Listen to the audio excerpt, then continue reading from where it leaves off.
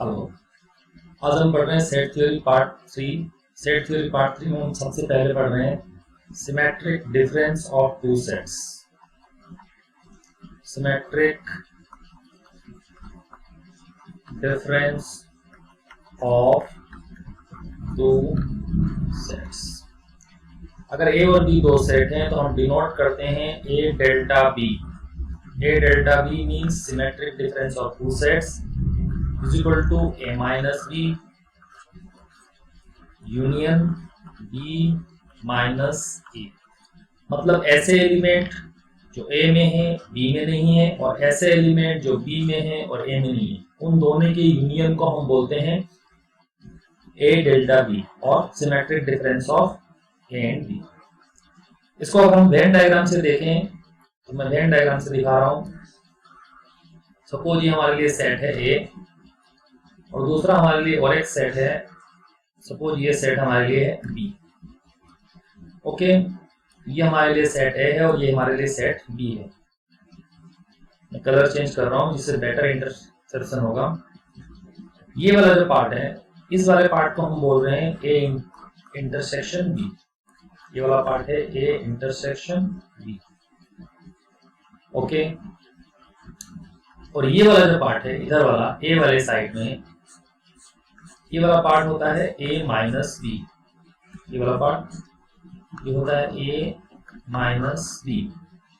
Similarly जो b के side में है पर a में नहीं है, इस वाले पार्ट को, ये वाला जो पार्ट है ये है b माइनस a। ये वाला पार्ट है b माइनस a। ओके, अगर हम वेन डायग्राम से देखें तो a delta b means a symmetric difference b। इस A इंटरसेक्शन B को छोड़कर जो दोनों हिस्से होते हैं, this is A minus B and this is B minus A, इन दोनों का इंटरसेक्शन, सॉरी इन दोनों का यूनियन। मतलब इस इंटरसेक्शन वालों को हमको छोड़ना है। तो इसको हम ऐसे भी बोल सकते हैं कि ये एक्चुअल में क्या है, A union B minus A intersection A union B। मतलब ये पूरा, अगर हम इस पूरे से A इंटरसेक्शन B को हटा दें तो जो बचा हुआ हिस्सा है उसे हम बोलेंगे symmetric difference of A and B। Okay, तो इसके दोनों तरीके से हम इसका वैल्यू निकाल सकते हैं। हम इसका क्वेश्चन करते हैं एक दो। जैसे सपोज एक सेट है A, if A is a set, उसके एलिमेंट्स हैं 1 2 3 एंड 4। सिमिलरली B एक सेट है, सपोज उसके एलिमेंट है 3 4 5 and 6। That means A delta B जो होगा वो होगा A difference B। A difference B मतलब A में है B में नहीं है। कौन से एलिमेंट है, 1 एंड 2, 1 एंड 2 यूनियन जो B में है A में नहीं है, 5 एंड 6। इसका हमारे लिए आंसर हो गया 1 2 5 6। अगर मैंने ये ऊपर वाले तरीके से मैंने निकाला, अगर मैं A यूनियन B वाले तरीके से निकालता तो क्या होता, दोनों का यूनियन क्या है, 1 2 3 4 5 एंड 6। दोनों का इंटरसेक्शन क्या है, इंटरसेक्शन है 3 4। तो आंसर क्या आ गया, अगेन 1 2 5 6। तो इसको हम बोलते हैं symmetric difference of two sets and. I hope आप लोगों को समझ में आ गया होगा एक ही एग्जांपल से। ओके, अभी हम बात कर रहे हैं लॉ का। तो पहले आता है आइडेम्पोटेंट लॉ। आइडेम्पोटेंट लॉ हमें क्या बोलता है, पहला भी अगर हम देखते जाऊं तो A union A is always A। एक सेट A, उसका अगर यूनियन किया जाए A से उसी से, तो आपको आंसर फिर से वही सेट मिलने वाला है। Bit number 2, A intersection A is also A। इसे हम बोलते हैं आइडेम्पोटेंट लॉ। नेक्स्ट हम देखें आइडेंटिटी लॉ। आइडेंटिटी लॉ अगर हम देखें मतलब आइडेंटिटी चेंज नहीं होगा। A union 5 is always A except A। अगर उसका यूनियन करें नल सेट से तो आंसर हमको फिर से वही सेट मिलेगा। And bit number 2, A intersection unions universal set. A intersection universal set, इसको हम ऐसे भी लिख सकते हैं कि A intersection universal set answer क्या आएगा, ए। दोनों का जो इंटरसेक्शन होगा वो क्या होगा, ए होगा। Okay, next one by one हम लो को पढ़ते जाते हैं। नेक्स्ट हमारे लिए लो होता है कम्यूटेटिव लो। कम्यूटेटिव लो, तो यूनियन के ऊपर अगर हम देखें, ए यूनियन बी जो होता है वही बी यूनियन ए होता है। Okay, A union B and B union A, that means ये कम्यूटेटिव लॉ को फॉलो करते हैं। फिर से अगर हम देखें, ए इंटरसेक्शन बी जो होता है वही बी इंटरसेक्शन ए होता है, दैट मींस इंटरसेक्शन भी कम्यूटेटिव लॉ को फॉलो करता है। लेकिन अगर मैं डिफरेंस को देखूं, A minus B not is equal to B minus A होता है। ए माइनस बी और बी माइनस ए अलग अलग होते हैं, मतलब ये कम्यूटेटिव लॉ को फॉलो नहीं करते हैं।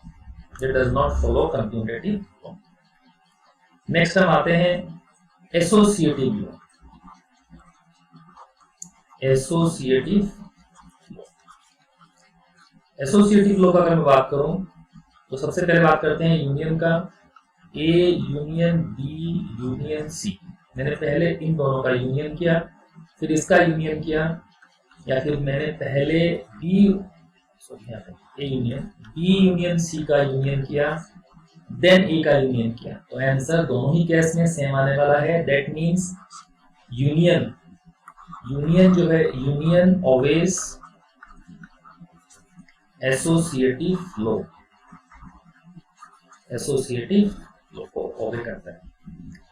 इंटरसेक्शन का बात करें तो A intersection B intersection C, मतलब पहले मैंने ए बी पे इंटरसेक्शन लगाया, फिर उसका रिजल्ट पे सी लगाया, intersection, and A intersection B intersection C, इन दोनों का आंसर सेम आएगा।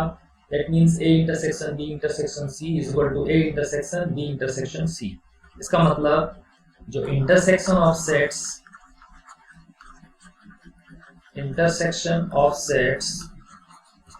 also obeys कौन सा लॉ, एसोसिएटिव। ओके, नेक्स्ट हम आते हैं डिस्ट्रीब्यूटिव लॉ। डिस्ट्रीब्यूटिव लॉ का अगर हम बात करें तो डिस्ट्रीब्यूटिव लॉ को सेट्स फॉलो करते हैं। That means A union B intersection C अगर लिखा है, इसका मतलब जो यूनियन वाला पार्ट है, ए यहाँ पर डिस्ट्रीब्यूट हो जाएगा बी और सी के लिए, तो हो जाएगा A union B and intersection A union C, तो ये फॉलो करता है डिस्ट्रीब्यूटिव लॉ। सिमिलरली अगर यहाँ इंटरसेक्शन होता और यहाँ यूनियन होता तो क्या होता, ये हो जाता A intersection B now union A intersection C. तो डिस्ट्रीब्यूटिव लॉ को भी ये फॉलो करते हैं। अगर हम देखें नेक्स्ट, अगर हम देखें A union B, De Morgan's law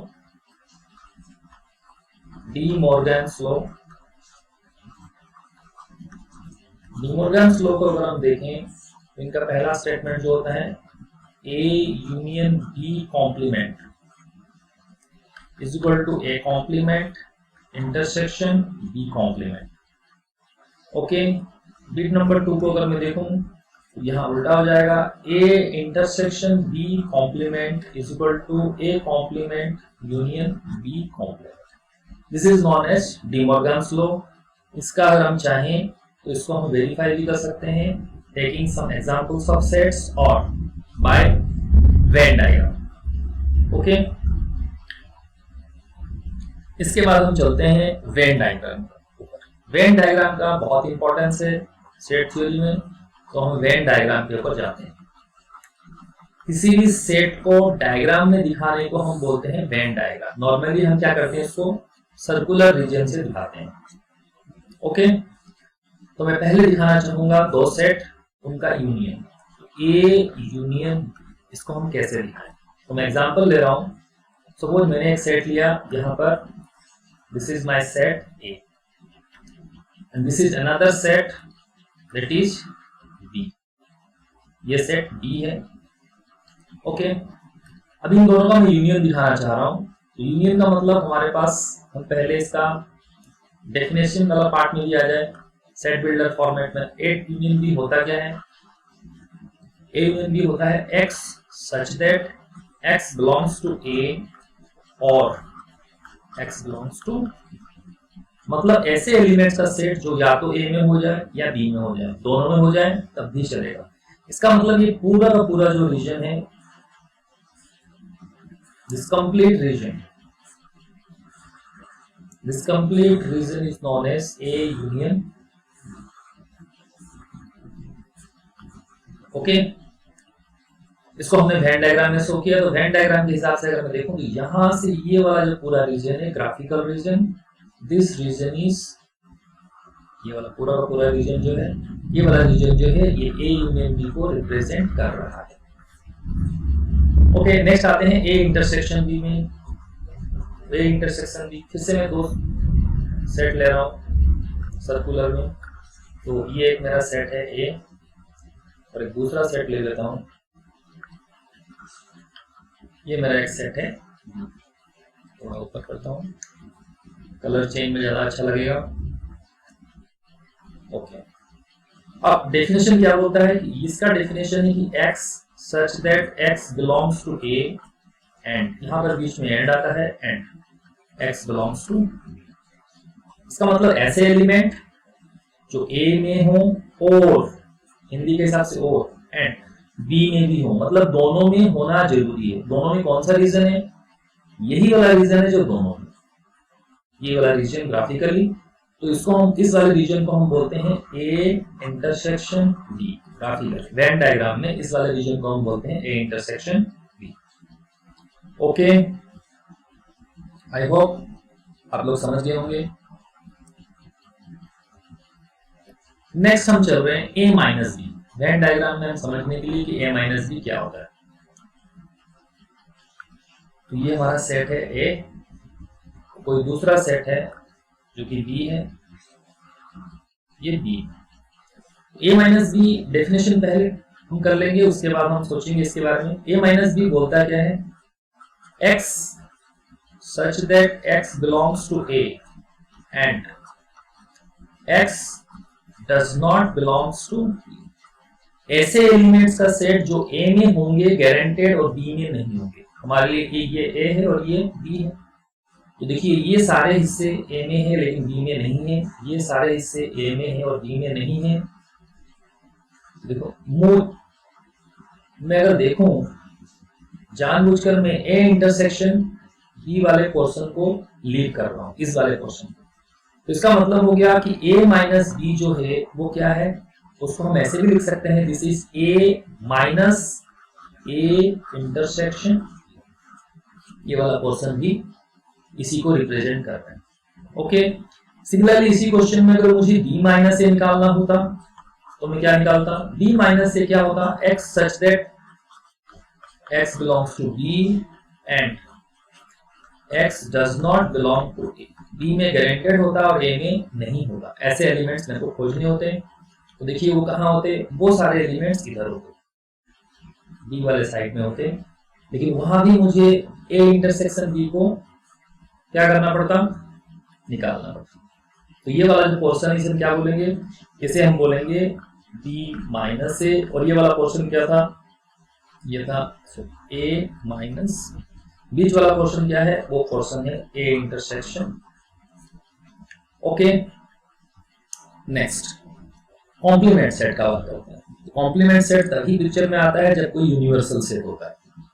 okay, तो कॉम्प्लीमेंट सेट, कॉम्प्लीमेंट सेट, अगर बहुत सारे सेट हैं, मतलब उनका यूनिवर्सल सेट कोई है बड़ा, कोई बड़ा सेट है यूनिवर्सल सेट, उसके अंदर बहुत सारे सेट हैं। तो ये एक सेट है सपोज ए, और कोई दूसरा सेट है सपोज ये कोई सेट है बी, हम दो ही ले रहे हैं। मैं इसको बोल रहा हूँ ये मेरा सेट है ए, ये वाला, और ये वाला सेट जो है बी, इसको मैं यू बोल रहा हूँ यूनिवर्सल सेट। इसका मतलब ए और बी दोनों के दोनों बी के अंदर है। तो जब मैं बोलता हूँ ए कॉम्प्लीमेंट, ए कॉम्प्लीमेंट का टेक्निकली मतलब होता है यूनिवर्सल सेट माइनस ए, ऐसे एलिमेंट जो यूनिवर्सल सेट में हो लेकिन ए में ना हो। इसका मतलब मुझे ए के अलावा पूरा का पूरा रीजन लेना है। इसका मतलब ये पूरा हिस्सा जो है दैट इज ए कॉम्प्लीमेंट, यहां से लेकर यहां तक। देखिए मैं ए वाला हिस्सा छोड़ दूंगा, उसके अलावा पूरा हिस्सा ले लूंगा। बी का इससे कोई लेना देना, बी का इसमें कोई इन्वॉल्वमेंट नहीं है, तो बी पूरा का पूरा इंक्लूड हो जाएगा। जानबूझकर सिर्फ ए वाला हिस्सा छोड़ना है। This is known as A days.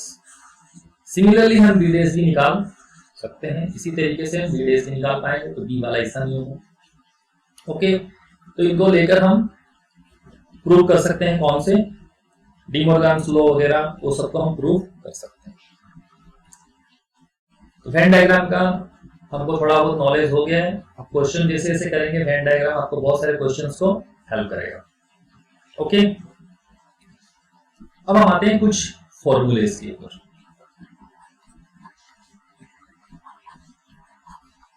Formulas, तो अगर मैं देखूं यहाँ पर पहला इंपॉर्टेंट जो फॉर्मूला है वो है cardinal number of A union B, मतलब number of elements in A union B. उसके लिए फॉर्मूला है number of elements in A plus number of elements in B minus number of elements in A intersection B. Very important formula, बहुत सारे question इस फॉर्मूले से solve होने वाले हैं। इजी फॉर्मूला है लेकिन इंपॉर्टेंट भी है, इसका एग्जाम्पल से यूज भी करें। सपोज हमारे पास एक सेट है ए जिसके एलिमेंट है 1 2 3 4 एंड 5। सपोज हमारे पास एक दूसरा एलिमेंट है बी जिसके एलिमेंट है 3 4 6 8। इसका मतलब जो एन ए है वो कितना है, वो है 5, और एन बी है वो कितना है, वो है 4। हमको बोला आप number of elements in A union B निकालो, तो हमको सबसे पहले कोशिश करनी होगी कि number of elements in A intersection B क्या है। देखिए ए इंटरसेक्शन बी मतलब ए और बी दोनों में होंगे 3 और 4। इसका मतलब हो गया ए इंटरसेक्शन बी पहले मुझे निकाल रहा हूँ। ए इंटरसेक्शन बी जो सेट होगा उसके एलिमेंट्स होंगे 3 और 4। That means number of elements is 2। यहाँ मैं फॉर्मूला डाल रहा हूँ Na। Na मींस कितना 5 plus Nb that means 4 and minus 2। 5 4 9 minus 2 that means 7। देखते हैं ए यूनियन बी एक्चुअली में सेट कौन सा है। ए यूनियन बी जो होगा वो होगा 1 2 3 4 5 नहीं है, सॉरी 5 है, 6 8। कितने एलिमेंट है 7। तो हमको आंसर मिलता है। बड़े बड़े क्वेश्चंस को सॉल्व करने में इजी होगा। This is first formula, number of elements in A union B is equal to number of elements in A plus number of elements in B minus number of elements in A intersection B. Similarly इसी का एक और दूसरा version है, अगर 3 set हो तो क्या होगा, number of elements in A union B union C. तो इसके लिए फॉर्मूला होता है number of elements in A plus number of elements in B plus number of elements in C minus number of elements in A intersection B minus number of elements in B intersection C minus number of elements in C intersection A plus number of elements in A intersection B intersection सी। ये formula है किसका, अगर 3 set हो तो उसके total जो union होगा उनका नंबर ऑफ एलिमेंट्स के लिए ये वाला फॉर्मूला हम यूज करेंगे। ये भी इंपॉर्टेंट है, जब 3 सेट होंगे तो ये वाला फॉर्मूला हम यूज करेंगे। ओके,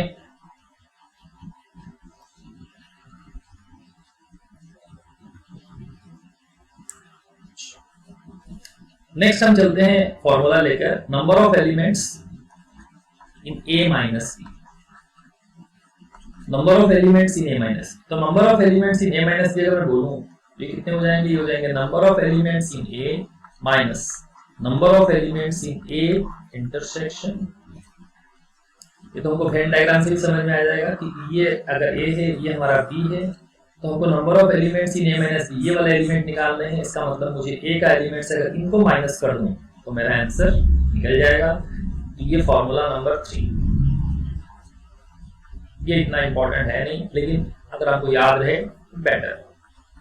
सिमिलरली फॉर्मूला नंबर 4 अगर मैं बोलूं, number of elements in A delta B, मतलब symmetric difference of A and B, ये होगा number of elements in A plus number of elements in B minus 2 times number of elements in A intersection B.